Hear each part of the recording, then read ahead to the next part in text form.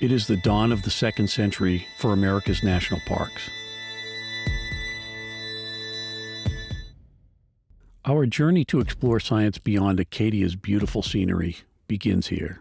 This marsh, like all of Acadia, has been protected for 100 years, far from the urban and industrial world. It is a critical habitat for many species, including dragonflies.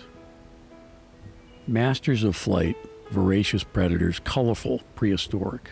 These amazing creatures spend the first years of their lives in the water. It is this larval phase which we will examine more closely to see what hidden secrets of the marsh can be revealed. Most of the creatures in here are dragonfly nymphs of various families. There are a few other creatures that aren't dragonflies in here. This is a water scorpion up here.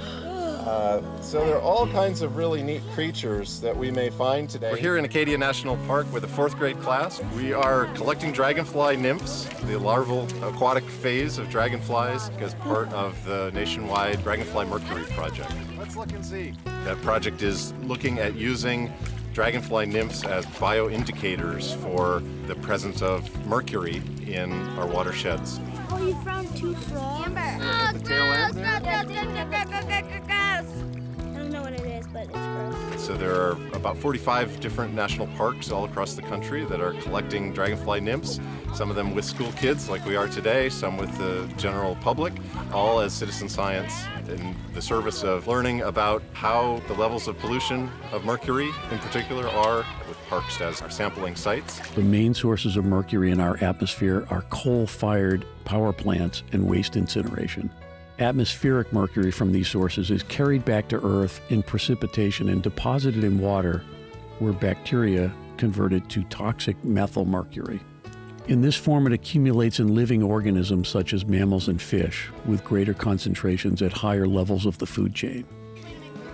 Somebody's in there. This kind of a hands-on experience for the kids is really what inspires them to connect directly to the resource. So they're having fun, but they're learning at the same time. Beyond that, projects of this kind contribute to science-based stewardship policies in national parks. Oh, wow! I got a really big leech! Holy crap! Get that thing away from me! Get that thing away! That thing is a big leech! Yes, it is. Holy mackerel! You want to hold it? She can put it in the butt. Actually, yeah. Oh no, that will suck out your blood! Ew, no! Oh, it is now. Oh, what are you doing? It's gonna suck your blood out! Are you crazy? Whoa. You monster! You're crazy! Put it back in the net and bring it to your box. Inspiring that kind of a direct experience where they're just fully engaged and excited about the natural world is our goal, and it seems like that's been a very successful endeavor with this project. What class are you here for? Science. Where's your textbook? I wish we could. We're not in class. This is life science. This is probably the best time I've ever had in science in my life. I probably won't miss the lesson. I really like this. The Dragonfly Mercury project has been ongoing since 2011 across the country. Data collected is showing us that we must be highly vigilant about the unintended impact of industrial contaminants. Mercury emission controls put in place via the Clean Air Act of 1990 have significantly reduced toxic pollution. Yet health hazards still exist in places even as protected as Acadia National Park. There's another one though over here, maybe. What will the future bring for America's national parks at this dawn of a new century?